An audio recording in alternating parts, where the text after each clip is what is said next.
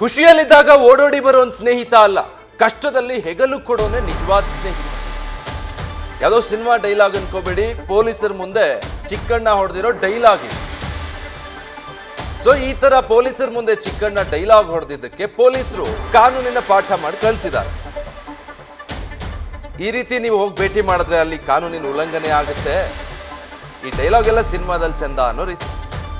ಕಾನೂನಲ್ಲಿ ಅದಕ್ಕೆ ಅವಕಾಶ ಇಲ್ಲ ಸರ್, ನೀವು ಸಾಕ್ಷಿ, ಅವರು ಆರೋಪಿ, ಹೋಗಿ ಭೇಟಿ ಮಾಡಬೇಡಿ ಅಂತ ಬುದ್ಧಿ ಹೇಳಿ ಚಿಕ್ಕಣ್ಣನಿಗೆ ಪೊಲೀಸರು ಕಾನೂನಿನ ಪಾಠ ಮಾಡಿ ಕಳಿಸಿದ್ದಾರೆ.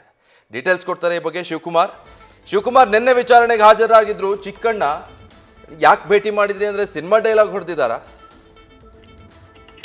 ವಿಜಯ್, ರೇಣುಕಾಸ್ವಾಮಿ ಹತ್ಯೆ ಪ್ರಕರಣಕ್ಕೆ ಸಂಬಂಧಪಟ್ಟಂತೆ ನಟ ಚಿಕ್ಕಣ್ಣ ಒಂದ್ ಕಡೆ ತನಿಖಾಧಿಕಾರಿಗಳ ಮುಂದೆ 161 ಸ್ಟೇಟ್ಮೆಂಟ್ ಅನ್ನ ಕೊಡ್ತಾರೆ. ಮತ್ತೆ ವಿಟ್ನೆಸ್ ಟ್ಯಾಂಪರ್ ಆಗಬಾರ್ದು ಅಂತ ಹೇಳಿ ತನಿಖಾಧಿಕಾರಿಗಳು ನಟ ಚಿಕ್ಕಣ್ಣ ಅವ್ರನ್ನ ಕರ್ಕೊಂಡೋಗಿ ಮ್ಯಾಜಿಸ್ಟ್ರೇಟ್ ಮುಂದೆ 164 ಸ್ಟೇಟ್ಮೆಂಟ್ ಅನ್ನು ಕೊಡುವಂಥದ್ದು. ಅದು ಕೂಡ ವಿಡಿಯೋ ರೆಕಾರ್ಡಿಂಗ್ ಅಲ್ಲಿ ಸ್ಟೇಟ್ಮೆಂಟ್ ಆಗುತ್ತೆ. ಸ್ಟೇಟ್ಮೆಂಟ್ ಆದಂತ ನಂತರದಲ್ಲಿ ಕೆಲವೇ ದಿನಗಳಲ್ಲಿ ನಟ ಚಿಕ್ಕಣ್ಣ ಪರಪ್ಪನ ಅಗಾರ ಜೈಲಿನಲ್ಲಿದ್ದಂತ ನಟ ದರ್ಶನ್ ಅವರನ್ನ ಹೋಗಿ ಭೇಟಿ ಆಗ್ತಾರೆ. ಭೇಟಿ ಆದ ನಂತರದಲ್ಲಿ ಸಾಕಷ್ಟು ಇದು ಹಲವು ಅನುಮಾನಗಳಿಗೆ ಕಾರಣ ಆಗುತ್ತೆ. ಯಾಕಂತ ಹೇಳಿದ್ರೆ ನಟ ಚಿಕ್ಕಣ್ಣ ರೇಣುಕಾಸ್ವಾಮಿ ಹತ್ಯೆ ಆದಂತ ಜೂನ್ 8ನೇ ತಾರೀಕು ಹತ್ಯೆ ಆದಂತ ನಂತರದಲ್ಲಿ ಸ್ಟೋನಿ ಬ್ರೂಕ್ಸ್ ನಲ್ಲಿ ಪಾರ್ಟಿಯಲ್ಲಿ ಭಾಗಿಯಾಗಿರ್ತಾರೆ. ಇದಕ್ಕೆ ಸಂಬಂಧಪಟ್ಟಂತೆ ಸೆಕೆಂಡರಿ ಎವಿಡೆನ್ಸ್ ಗಳು, ಸಿಸಿಟಿವಿ ಫುಟೇಜ್ ಗಳು ಕೂಡ ತನಿಖಾಧಿಕಾರಿಗಳ ಕೈಯಲ್ಲಿರುತ್ತೆ. ಇವೆಲ್ಲವೂ ಕೂಡ ಇದ್ರೂ ನಟ ಚಿಕ್ಕಣ್ಣ ಹೋಗಿ ಭೇಟಿಯಾಗಿದ್ದು ಯಾಕೆ ಅಂತೇಳಿ ನೋಟಿಸ್ ಅನ್ನ ಕೊಟ್ಟು ವಿಚಾರಣೆ ಮಾಡುವಂತ ಕೆಲಸವನ್ನ ನಿನ್ನೆ ಬಸವೇಶ್ವರ ನಗರ ಪೊಲೀಸ್ ಠಾಣೆಯಲ್ಲಿ ಪ್ರಕರಣದ ತನಿಖಾಧಿಕಾರಿ ಆಗಿರುವಂತಹ ಎಸಿಪಿ ಚಂದನ್ ಅವರು ನಟ ಚಿಕ್ಕಣ್ಣ ಅವರನ್ನ ವಿಚಾರಣೆ ಮಾಡಿರುವಂತದ್ದು. ಆದ್ರೆ ಪೊಲೀಸರು ಕೇಳಿದಂತ ಸಂದರ್ಭದಲ್ಲಿ ನಟ ಚಿಕ್ಕಣ್ಣ ಸಿನಿಮೀಯ ಸ್ಟೈಲ್ ನಲ್ಲಿ ಡೈಲಾಗ್ ಅನ್ನು ಹೊಡೆದಿರುವಂತದ್ದು. ಗೆಳೆಯ ಕಷ್ಟದಲ್ಲಿದ್ದಂತ ಸಂದರ್ಭದಲ್ಲಿ ಹೋಗಿ ಸಹಾಯ ಮಾಡಬೇಕು ಸರ್, ಹೀಗಾಗಿ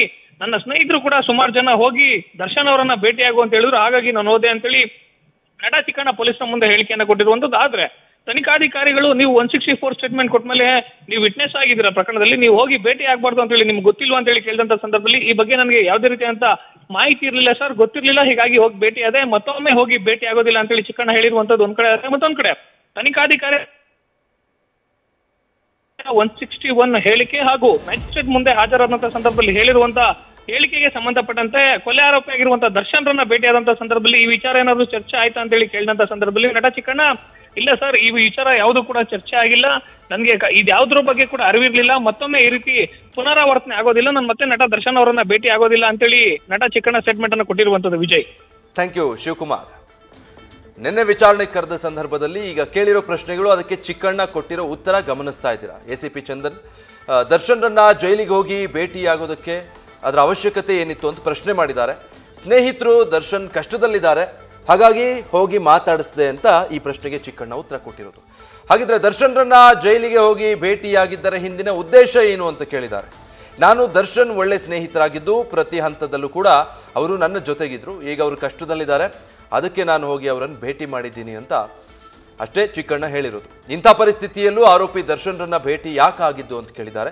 ಖುಷಿಯಲ್ಲಿ ಬರೋನ್ ಸ್ನೇಹಿತ ಅಲ್ಲ, ನೋಡಿ ಇದೇ ಡೈಲಾಗ್, ಕಷ್ಟದಲ್ಲಿ ಹೆಗಲು ಕೊಡೋನೆ ಸ್ನೇಹಿತ ಅಂತ ಹೇಳಿದ್ದಾರೆ. ನ್ಯೂಸ್ ಫಸ್ಟ್, ನಿರ್ಭೀತಿಯಿಂದ ನಿಮ್ಮ ಪರವಾಗಿ.